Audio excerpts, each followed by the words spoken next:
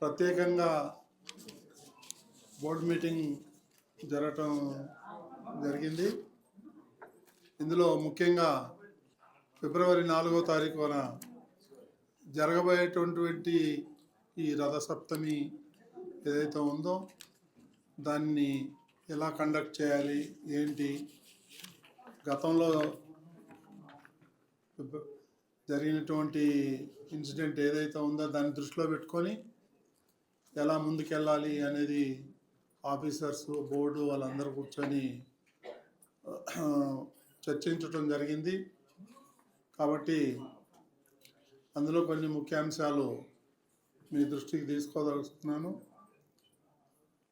ప్రతి సంవత్సరం జరిగేటువంటి శుక్లపక్ష సప్తమి మార్పు జయంతి సందర్భంగా, సూర్య జయంతి సందర్భంగా తిరుమలలో రథసప్తమి ఘనంగా ఏర్పాట్లు చేస్తున్నాం. రథసప్తమి రోజున ఉదయం నుండి సాయంత్రం వరకు 7 వాహనాలపై మలయప్ప స్వామి వారు ఊరేగుతూ భక్తుల్ని ఆశీర్వదిస్తారు. రథసప్తమి రోజు దాదాపు 2 నుంచి 3 లక్షల మంది వచ్చే అవకాశం ఉంది. కాబట్టి దానికి తగ్గట్టుగా అన్ని ఏర్పాట్లు చేయటం జరుగుతూ ఉంది. 4వ తారీఖు నాడు, ఫిబ్రవరి 4వ తారీఖు 5:30 గంటల నుండి 8 గంటల వరకు సూర్యోదయం, 6:44 AM సూర్యప్రభ వాహనం, ఉదయం 9 గంటల నుంచి 10 గంటల వరకు చిన్న శేషవాహనం, ఉదయం 10 నుంచి మధ్యాహ్నం 12 వరకు గరుడ వాహనం, మధ్యాహ్నం 1 గంట నుంచి 2 గంటల వరకు హనుమంత వాహనం, మధ్యాహ్నం 2 నుంచి 3 గంటల వరకు చక్రస్నానం, సాయంత్రం 4 నుండి 5 వరకు కల్పవృక్ష వాహనం, సాయంత్రం 6 నుండి 7 గంటల వరకు సర్వ ఉపాల వాహనం, రాత్రి 8 నుండి 9 గంటల వరకు చంద్రప్రభ వాహనం. ఈ విధంగా మలయప్ప స్వామి వారు ఊరేగింపు ఉంటుంది. దానికి అనుగుణంగా పలు సేవలు, ప్రివిలైజేషన్, దర్శనాలు ఇవన్నీ కూడా రద్దు చేయడం జరిగింది. అష్టదళపాద పద్మారాధన, కళ్యాణోత్సవం, ఉంజల సేవ, ఆర్జిత బ్రహ్మోత్సవం, సహస్ర ఉంజల దీపాలంకరణ సేవలు ఇవన్నీ కూడా రద్దు చేయడం జరుగుతుంది. ఎన్ఆర్ఐలు, చంటి బిడ్డల తల్లిదండ్రులు, సీనియర్ సిటిజన్లు, వికలాంగులు, ప్రివిలేజ్ దర్శనాలన్నీ కూడా రద్దు చేయడం జరిగింది. తిరుపతిలో ఫిబ్రవరి 3 నుంచి 5 వరకు స్లాటెడ్ సర్వదర్శనం టోకన్లు జారీ చేయటం కూడా రద్దు చేయడం జరిగింది. ప్రోటోకాల్ ప్రములకు మినహా వివిధ బ్రేక్ దర్శనాలు రద్దు.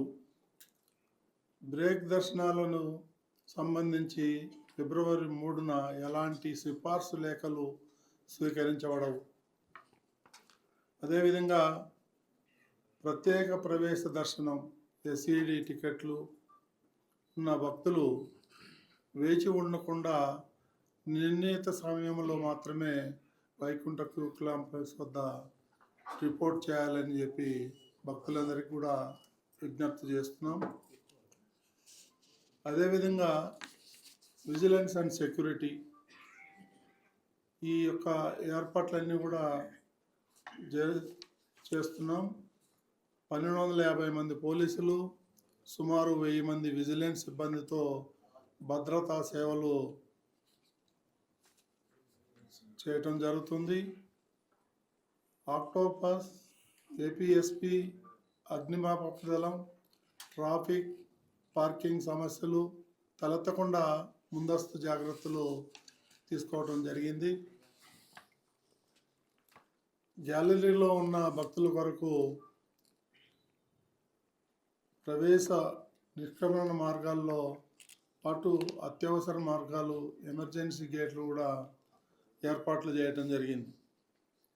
టీటీడీ నిఘా, భద్రతా విభాగం అధికారుల పోలీసులతో సమతుల్యం చేసుకుని మెరుగైన భద్రతా ఏర్పాట్లు చేయాలని చెప్పి ఈ బోర్డులో నిర్ణయం తీసుకోవడం జరిగింది.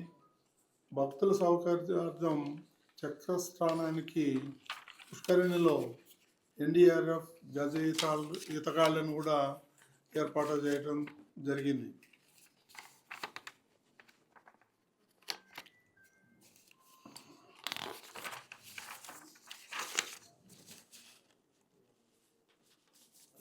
సీనియర్ అధికారులు ఎవరైతే ఉన్నారో వాళ్ళందరూ కూడా పిలిచి ఈరోజు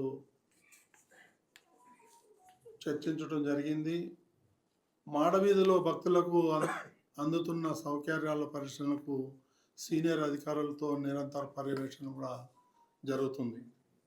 అన్నప్రసాదాలు ఉదయం నుండి రాత్రి వరకు గ్యాలరీలో వేచి ఉన్న వ్యక్తులకి తిలకించడానికి వేచి ఉన్న భక్తులందరికీ కూడా నిరంతరంగా తాగునీరు, మజ్జిగ, సాంబార్ అన్నం, పెరుగు అన్నం, పులిహోర, పొంగలి వంటి అన్నప్రసాదాలు నిత్యం సరఫరా చేయటం జరుగుతుంది.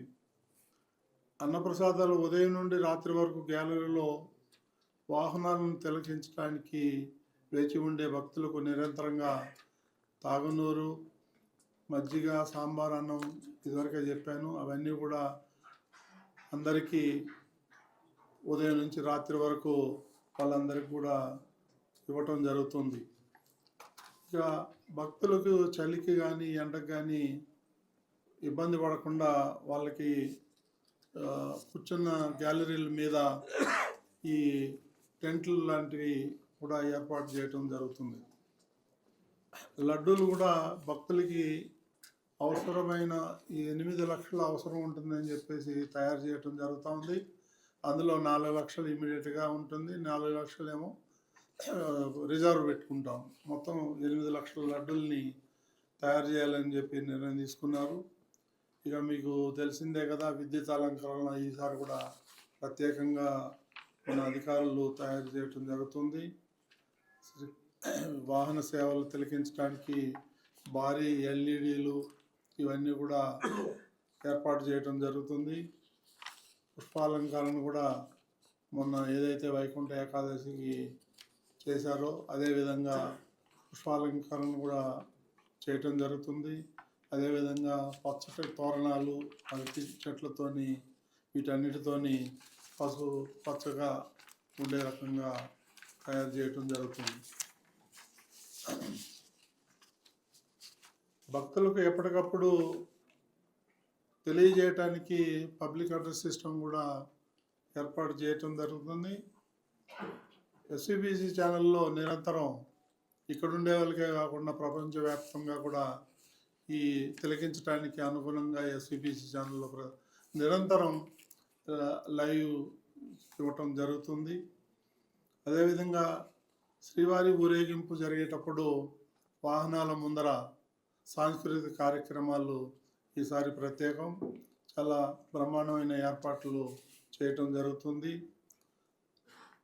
శ్రీవారి సేవకులు గ్యాలరీలో వేచి ఉండే భక్తులకు ఎప్పటికప్పుడు అన్నప్రసాదం ఇవన్నీ కూడా నిరంతరం ఇవ్వటానికి ఏర్పాట్లు చేస్తున్నారు. ఇది అదేవిధంగా పారిశుద్ధ్యం కానీ వైద్య సేవలు కానీ ఇవన్నీ కూడా అందుబాటులో ఉంటాయి. ఈ విధంగా గతంలో జరిగిన ఇన్సిడెంట్లు ఏదైతే ఉన్నాయో వాటిని దృష్టిలో పెట్టుకొని ఈసారి అటువంటి ఏది బ్యాడ్ ఇన్సిడెంట్ జరగకుండా కట్టుదిట్టమైనటువంటి ఏర్పాట్లు చేయాలి. అధికారులందరూ కూడా అలర్ట్గా ఉన్నారు. ఈ కార్యక్రమం దిగ్విజయంగా జరిగే విధంగా చూడాలని చెప్పి మీ ద్వారా భక్తులకు కూడా విజ్ఞప్తి చేస్తున్నాను. ఎలాంటి తొందరపాటు చర్యలుగా తీసుకోకుండా నిదానంగా వచ్చి దర్శనం చేసుకునే విధంగా వెళ్ళాలని చెప్పి మనం చేస్తున్నాం. ఇంకొక ప్రత్యేకమైన విషయం ఏంటంటే, ఈ కుంభమేళా జరుగుతున్న సందర్భంగా అక్కడ ప్రయోగరాజ్లో మన టీటీడీ నమూనా ఆలయాన్ని నిర్మించారు. చాలా బ్రహ్మాండంగా ఉంది. నేను వెళ్ళి స్వయంగా విజిట్ చేశాను. అక్కడ టెంపుల్ చూడముచ్చటగా ఉంది. నిజంగా అంత చలి ప్రదేశంలో అక్కడ సుమారు 200 మంది పైగా అర్చకులైతే ఉంది, టీటీడీ సిబ్బంది అయితే ఉంది. రాత్రింబగళ్ళు కష్టపడి ఆ చలిలో పనిచేస్తున్నారు. సుమారు 8 నుంచి 10,000 మంది ప్రతిరోజు ఆలయాన్ని దర్శిస్తున్నారు. ఇక్కడ ఏదైతే మనం ప్రసాదాలు ఇస్తున్నామో అదేవిధంగా అక్కడ భక్తులందరికీ కూడా ఇక్కడి నుంచి వంట వాళ్ళు వెళ్ళి అక్కడ తయారు చేసి భక్తులకు ఇస్తున్నారు. చాలా ప్రశంసలు వస్తున్నాయి. చాలా బ్రహ్మాండంగా ఉంది. అంత చలిలో పనిచేస్తున్నటువంటి టీటీడీ సిబ్బందికి ప్రత్యేకంగా మా బోర్డు తరఫున వాళ్ళకి ధన్యవాదాలు తెలియజేసుకుంటున్నాం.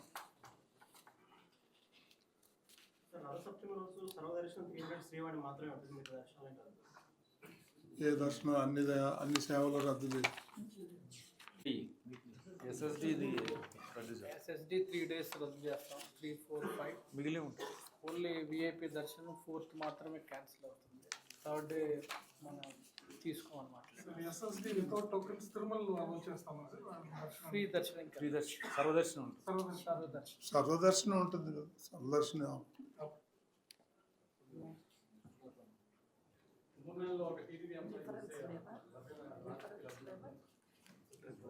దాని మీద అక్కడ పోలీసు వారికి చెప్పడం జరిగింది, ఎఫ్ఐఆర్ లాడ్జ్ చేయడం జరిగింది. వాళ్ళు కూడా ప్రయత్నాలు చేస్తున్నారు. మా సివిఎస్ విజిలెన్స్ సైడ్ నుంచి కూడా టీమ్స్ వేసుకుని వాళ్ళు ఈ సీసీ కెమెరాస్ నుంచి వెరిఫై చేయడం ఇవన్నీ కూడా చేస్తున్నారు.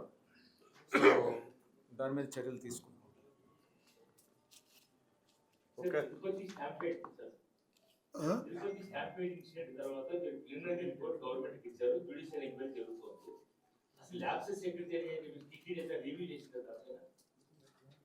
ఆల్రెడీ జ్యుడిషియరీ ఎంక్వైరీ చేయడానికి రివ్యూ ఏదైనా అవసరం ఉందండి? వాళ్ళ పని వాళ్ళు చేస్తారు కదా.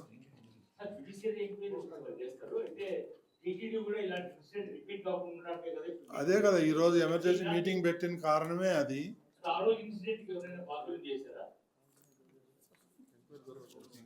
ఎంక్వైరీ జరుగుతుంది కదండి. ఎంక్వైరీ జరిగిన తర్వాత బాధ్యతల మీద చర్యలు ఉంటాయి. అది గవర్నమెంట్ ఆల్రెడీ ఎంక్వైరీ ఆర్డర్ చేసింది కదా. ఏమండి, చేయకూడదు. జ్యుడిషియల్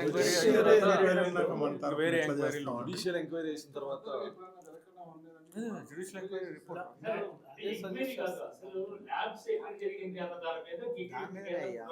ఇప్పుడు ఆ ల్యాబ్స్ మీకు ఒకటే, ఆ ల్యాబ్స్ జరగకుండానే కదా ఎంత జాగ్రత్తలు తీసుకుని ఇప్పటికప్పుడే దీని మీద ఒక 6 డజన్ మీటింగ్స్ వేసి బోర్డు మీటింగ్ వేసి సుదీర్ఘంగా చర్చించి భవిష్యత్తులో ఈ ల్యాబ్ జరగకుండా ఉండడం కోసం మనం తీసుకున్నటువంటి చర్యలు. ఇక జ్యుడిషియల్ ఎంక్వైరీ ఉన్నప్పుడు రెండో ఎంక్వైరీ ఉండడం అన్నది కరెక్ట్ కాదు. జ్యుడిషియల్ ఎంక్వైరీ కంటే కరెక్ట్ ఏది కాదు కదా.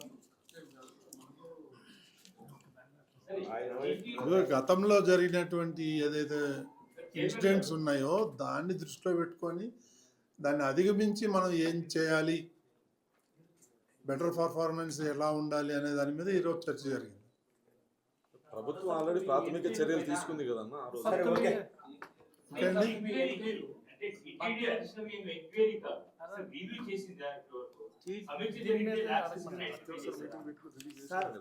ఓకే, దాని మీద ఏమి పోలీస్ ఆఫీసర్ కలెక్టర్ గారికి, పోలీస్ ఎస్పీ గారికి వారందరితో చర్చించి మా తరపు నుంచి బోర్డులో కూడా వారి సీనియర్ అధికారులు వచ్చారు, వాళ్ళతో కూడా చర్చించి ఏమేమి చర్యలు తీసుకుంటే బాగుంటుంది, వాళ్ళు మెయిన్గా లా అండ్ ఆర్డర్ గురించి వాళ్ళు చెప్పారు. ఇలా ఎలా చర్యలు తీసుకున్నాం, ఇంతమంది పోయిన సంవత్సరం 650 మంది పోలీస్ సిబ్బందిని వాడితే ఈసారి 1300 పోలీస్ సిబ్బందిని వాడుతున్నారు. ఎక్కడా కూడా రిస్క్ లేకుండా ఏమేమి చేయాలనేది అన్ని చర్యలు తీసుకుంటున్నామనేది వారు చెప్పారు. మేము కూడా బోర్డు నుంచి కూడా చైర్మన్ గారు, సభ్యులు కూడా సజెషన్స్ ఇచ్చారు. దాని ప్రకారం వారు ఏర్పాట్లు చేసుకుంటున్నారు. ఇంకా వేరే ఏమైనా ఉంటాయి? కొంత మార్నింగ్ వచ్చి ఫుల్ అయిపోయినా కూడా తిప్పుతూనే ఉంటారు జనం లోపల ఒకసారి ఫుల్ అయిపోయారు ఫుల్ అయిన తర్వాత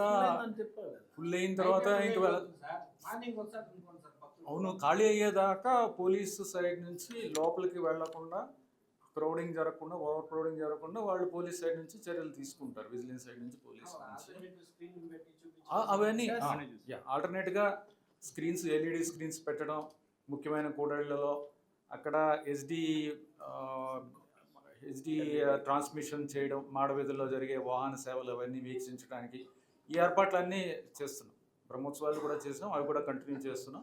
ఆ ఏర్పాట్లన్నీ ఉంటాయి. రాలేని వాళ్ళు లోపలికి రాలేని వాళ్ళు మీకు తెలిసిందే కదా, 1,80,000 కెపాసిటీ మాత్రమే ఉంటుంది. అందరూ కూడా అది అయ్యేదాకా కూడా బయటకు రావడానికి, ఎవరు లోపలికి వెళ్ళడానికి ఉండదు, ఎక్కడ ఖాళీగా ఉండదు. మీకు తెలిసిందే, సూర్యప్రభ వాహనానికి మీకు పొద్దున్న గ్యాలరీలన్నీ కూడా నిండిపోతాయి. ఇంకా మిగిలిన వాళ్ళు బయట నుంచి చూసుకోవాల్సి వస్తుంది. Sir, other than Rathasaptami, ఇంకేమైనా any other important resolutions were passed today? ముఖ్యంగా Only Rathasaptami. మంత్లీ ఒకసారి బోర్డ్ మీటింగ్ ఉంటుంది, లాస్ట్ ట్యూస్డే అని అనుకున్నాము, అది అవుతుంది. ఇంకేమి చిన్న చిన్న విషయాలు, nothing important, regular business. Rathasaptami important, అనుబంధ ఆలయాలకు సంబంధించి ట్రాన్స్పరెంట్ గా దాని ఆదాయ వనరుల గురించి అది తర్వాత మాట్లాడతామండి. Thank you very much. Thank you. మేము మాడవీధులకు వెళ్తున్నామండి after lunch. Please join us. జై హింద్.